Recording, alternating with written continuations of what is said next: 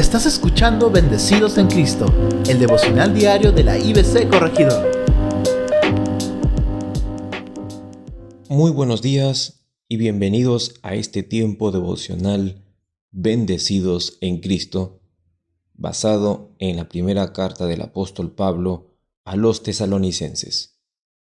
Hoy vamos a continuar el estudio del capítulo 3 y vamos a ver y meditar los versículos 4 y 5.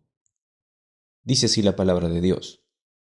Además, cuando todavía estábamos con ustedes, les advertimos que íbamos a tener aflicciones, y así sucedió, como ya saben. Por eso, yo en particular, no pudiendo resistir más, mandé preguntar cómo andaban ustedes en cuanto a su fe, pues tenía miedo de que el tentador les hubiera puesto una tentación y que nuestro trabajo hubiera resultado en vano. Hoy vamos a continuar con el tema de ayer, colaboradores en la fe, segunda parte. Vemos que el apóstol Pablo va a usar una palabra en esta versión que he leído, que cuando estábamos con ustedes les advertimos.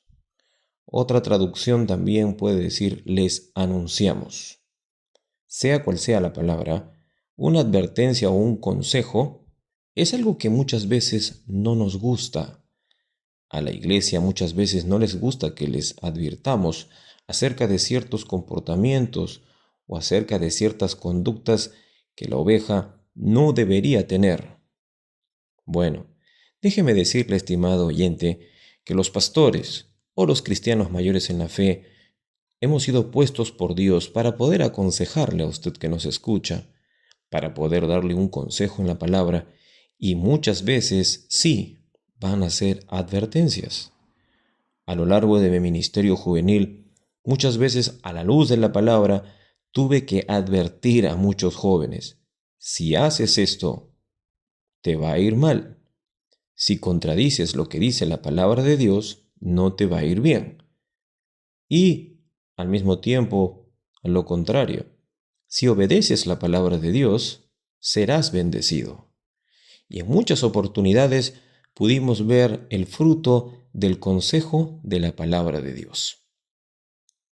Podría ser también que un joven en la fe podría aconsejarle a usted, amado oyente.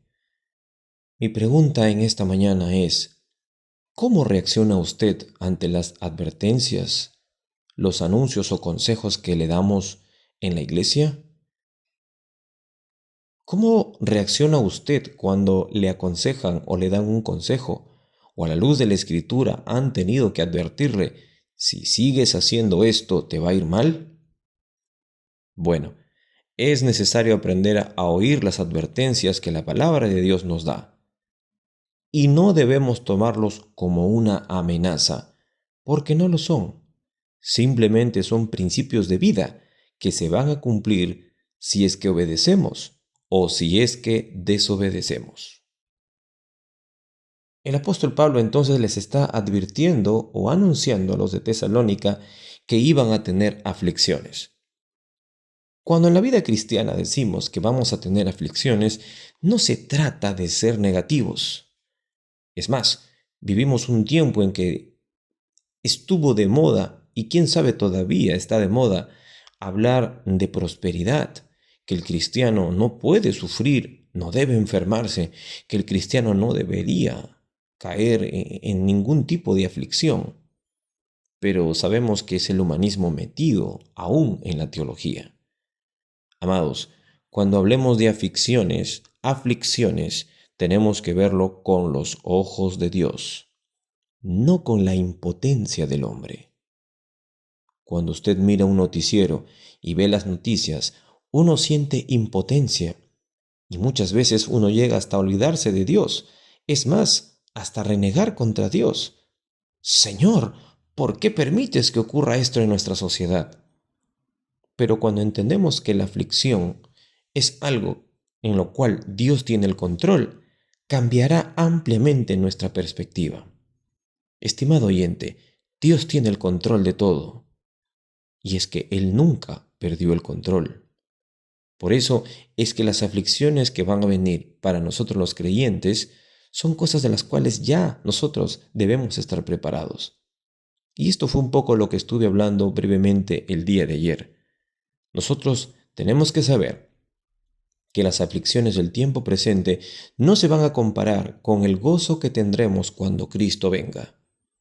Pablo dice que les advirtió acerca de aflicciones y así sucedió, como ustedes ya lo saben. Es decir, los de Tesalónica ya sabían de esto. Y esto es importante, amado oyente. Las aflicciones siempre van a venir y debemos de saberlo. Debemos saber que éstas van a llegar tarde o temprano y no nos deben sorprender. En el año 2001, cuando yo vivía en la ciudad de Arequipa, hubo un terremoto de 6.9 que azotó la ciudad y muchos lugares alrededor. Pero ya que la ciudad era sísmica, constantemente habían sismos y constantemente desde niño hacíamos simulacros, el día del terremoto, que fue de gran magnitud, todos estuvimos en cierta forma preparados, sabíamos por dónde salir, sabíamos dónde ubicarnos y supimos afrontarlo en ese momento. ¿Por qué? Porque ya sabíamos que podía venir y nos habíamos preparado. Amados, cuando nos preparamos para la aflicción, será más sobrellevable. Créame, estará usted preparado. No se trata de ser negativo. Ahora, es importante también saber algo que el apóstol va a mencionar aquí en el versículo 5. Dice, por eso yo en particular, no pudiendo resistir más, mandé preguntar cómo andaban ustedes en cuanto a su fe. Es muy importante, estimado oyente, es muy importante saber cómo estamos. Si usted es parte de la iglesia, si usted congrega con nosotros o congrega alguna iglesia, es muy importante que la gente, que los hermanos, que la familia de la fe sepa cómo está usted. Muchas veces han ocurrido situaciones en que alguien se puso mal y luego exclama, nadie me llamó. Pero lo curioso es que cuando estabas bien tampoco congregabas, y aun cuando estabas en medio nuestro nunca decías nada. El día que te pusiste mal, supuestamente nadie te llamó, pero es que nunca supimos cómo realmente estabas. Por eso es importante, para evitar este tipo de situaciones, que siempre nos estemos preguntando cómo estamos. Nadie es adivino, no somos Dios.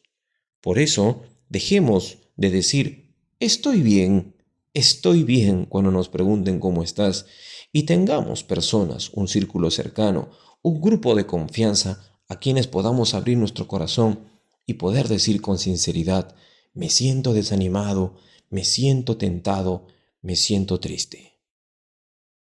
Finalmente, tenemos que entender que el apóstol va a decir que él tenía miedo que el tentador hubiera puesto una tentación a los de la iglesia y que su trabajo hubiera resultado en vano.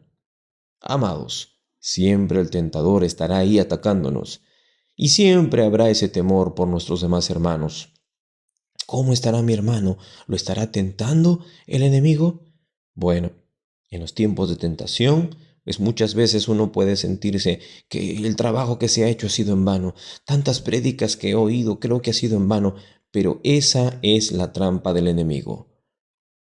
Por favor, amado oyente, no caiga en esa trampa. No se trague la mentira.